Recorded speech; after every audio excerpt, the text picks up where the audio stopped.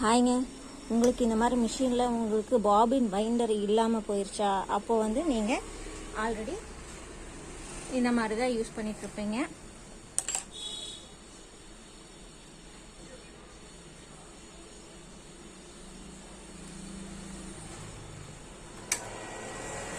இந்த மாதிரி தான்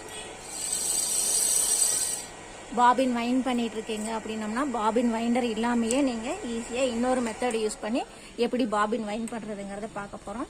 அதுக்கு நமக்கு தேவையானது இந்த மாதிரி டபுள் சைடு டேப் வேணும். டபுள் சைடு டேப்பை கொஞ்சம் எடுத்து கட் பண்ணிவிட்டு இந்த இடம் இருக்கு இல்லைங்களா, இந்த இடத்துல ஒட்ட வச்சுருங்க. ஒட்ட வச்சு அந்த டேப்பை ரிமூவ் பண்ணிடுங்க. அவ்வளோதான்.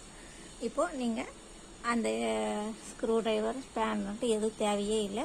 இதுலேயே ஒட்ட வச்சுட்டு நீங்கள் இப்படியே பாபினை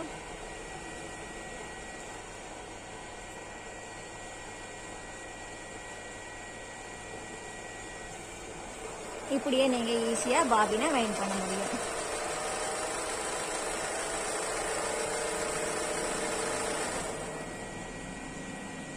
எடுத்துட்டோம்னா ரொம்பவே சிம்பிளாக பாபினை வைண்ட் பண்ணிட்டோம். பார்த்தீங்கன்னா, இந்த தகவல் உங்களுக்கு உபயோகமாக இருந்தால் ரொம்ப சந்தோஷம். ஓகே, பாய்.